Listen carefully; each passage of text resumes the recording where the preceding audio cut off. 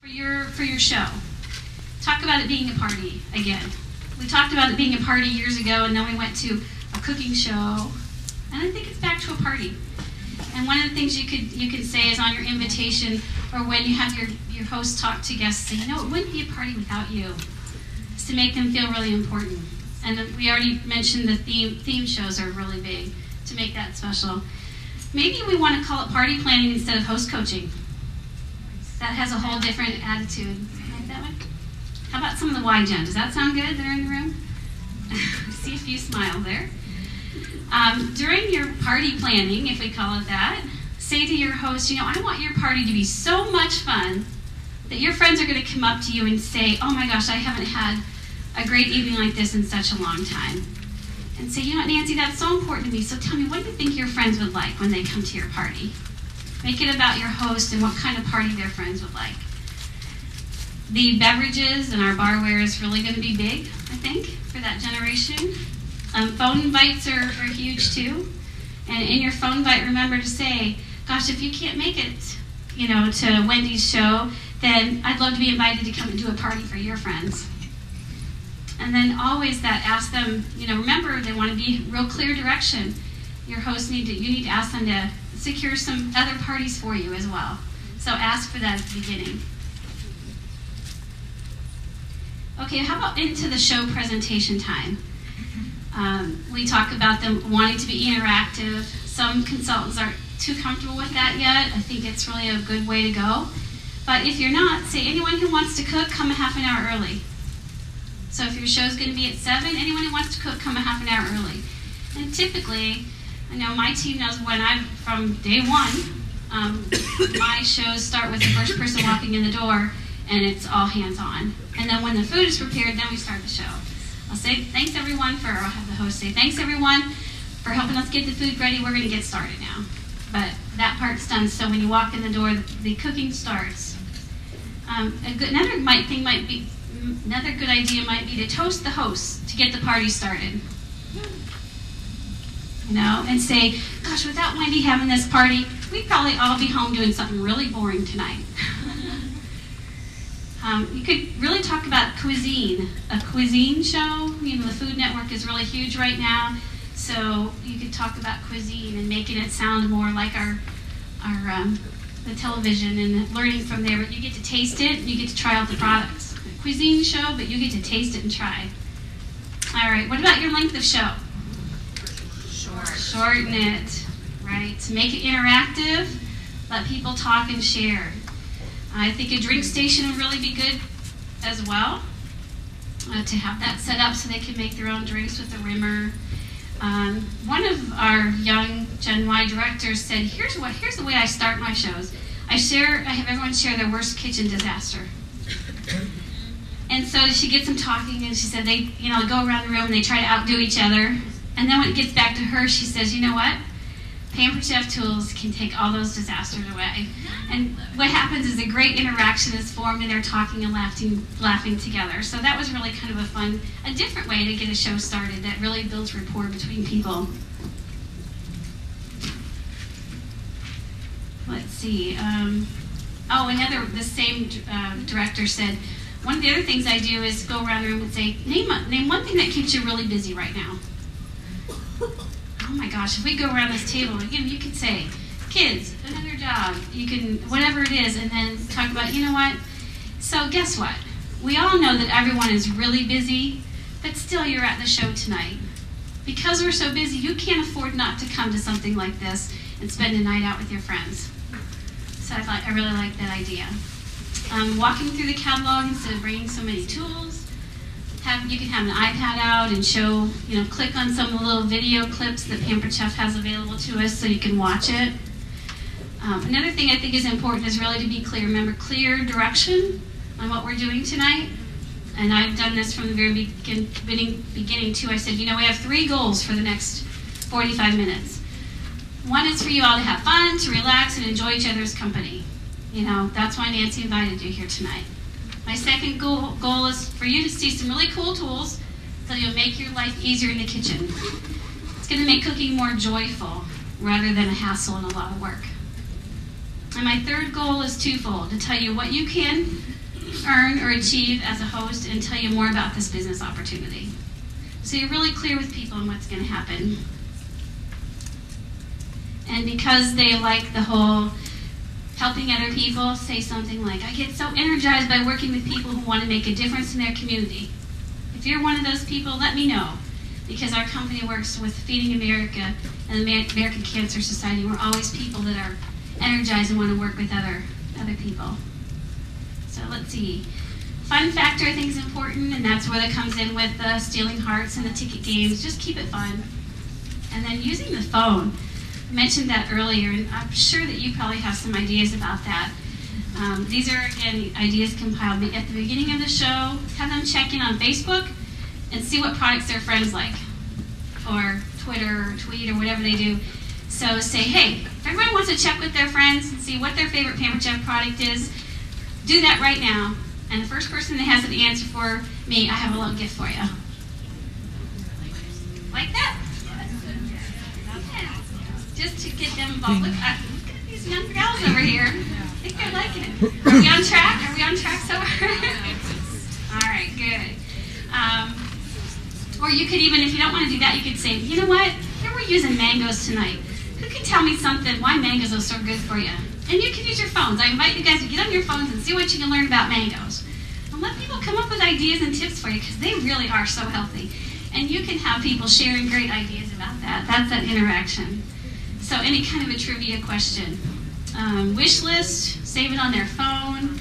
Take photos of the recipes and things that you're doing and have them share it on Facebook or whatever. Ask a question, the first person to text you with the right answer, they can get a prize, but at the same time say, guess what, you have my information now, put me in as Pampered Sherri, so you can always find me if you have a question. And then along with the Facebook, I thought it would be great too if you're checking in maybe later, after, if you already had a question asked out on Facebook, say, okay, now here's the next deal. If you want to go back on your Facebook and message people and say, you know what, I'm thinking about having a Pampered Chef party. Would you guys want to come if I did? Here's one of the things we could do. And the first person lets me know that they have a show with one of their friends that aren't here tonight, I have a prize for you, or it'll be fun, we can do this. Like that? Yeah. I'm almost done. Next time, I'm making a notebook like Chris, I can turn pages easier. All right, the last little section is like the follow-up after your show. We had some ideas on maybe taking a photo of the host, putting it back on your Facebook and saying, hey, thank you. We had such a great time at Barbie's show. I'd love to come and do a show for you as well. Be sure to ask your host who didn't come, and then make a list for potential, not just sales, but bookings. Let's see, provide that great customer service. Pinterest, I think we have someone who's going to mention that in a minute. And before the show, make sure you put that whole event on Facebook, and you can be interactive and give tips and ideas. So it's right here on her little mini. So if you have that, if you have this, then you can say, I'd like you to bookmark me, so you can always find me. And you don't want to say, so if you need to buy something or want to be a consultant, you say, you know what, if you have questions, you can get a hold of me right away. If you need a recipe advice, you can get a hold of me right away. Sherri, it's a free app on your phone. Free app on your phone. Great. Thank you. All right, anyone else have a quick idea? It's a QR code. QR code. At my shows, I tell my guests, open up your phones, like me on my Facebook page right now, and when I get home and I see that you've liked me, I will add a season's best to your order. Anybody out here who's kind of like me, I'm becoming kind of a Facebook snob. I will start ignoring other direct sellers if they only do their company-generated, boring posts. Anybody? Yeah. You gotta make it interesting, folks. I have more people attending my shows that thank me for being creative and keeping it interesting. I never prided myself on being creative. I just think about what I like to see, and they told me that, unfortunately, they know of other people who I also know on my team, so I'm trying to train on this, that they have started ignoring because they're just boring. When you pull in the company boring photo and it just says, who wants to have a party, look what you can get free in March. Oh my gosh, make it interesting. Seriously, who here has a child or a grandchild or a pet or a husband? Raise your hand right now. Get creative. I stuck my 3-month-old in our skillet because it was going to be 6 months or 60% off, and said, did you realize our skillet can hold an 18-pound baby? Guess what? I got 3 bookings. Okay? You gotta be creative. Have fun with it. Take a picture of yourself with like 3 random boxes with question marks and just say, do you know what's coming out? Well, guess what? First 3 people, only 3 people who like this, you will get one of our new spring products that's behind one of these boxes. You gotta get creative, folks. I guess one of the things I posted this week is a app that I downloaded to my desktop called Jing, J-I-N-G, and it's a video creator almost that some people use their iPhone and like hold it to like show you their screen on their computer, but Jing actually records your video, the computer screen, and your voice. So I have done a number of videos. If you're on the retreat page, I think I posted them this week just so they were already there. And then I upload them to Screencast. It was just the idea I was given at the time. I'm sure they could be uploaded to YouTube too. But when my team asks me, how do you sync from PWS to P3, I copy and paste the link. Here's how you do it. So I only had to record it once, and then I can share it 1,500 times. So don't ask me any beta questions, but anything related to P3, I've made a video for pretty much. Or like how to do a picture. Like some people have Snippet on their Windows computer. Some people don't have that because their Windows is older or whatever. So that's an easy way to, like, if you see a picture on the screen that you like, say on the Pampered Chef website or on Consultant's Corner, you could just use the Snippet tool and literally you drag it to make a square, and then you hit Save As. So you can then upload that to your Facebook page, you can upload it into RedStamp, you can upload it to anywhere. So that's an easy tool. If you don't have Snippet automatically on your computer, I just do a screenshot. So I have a video on how to make a picture a screenshot, because it takes maybe a minute or 2 of maneuvering to kind of, to me it's secondhand, like I just know to hit print screen and then open Paint and put it in Paint. I don't know, what else do you guys want me to talk about? I don't use Evernote, that's another one popping around right now. I do use Diptyque. I use that a lot. That's been one of my New Year's resolutions was meal planning. I quit my day job about a year and a half ago, and for the first year I didn't know what to do with myself. So this year's resolution has been to meal plan. So one thing I do is when I do cook, I do take multiple pictures of the steps that I'm doing. So like the first one may be like the ingredients, the second one may be the chicken in the skillet, and then the third one may be the vegetables that went in, and then the fourth one's the finished product of whatever I served my family. So then in Diptyque, you can basically, it tells you how many frames, or you can pick however many frames that you want.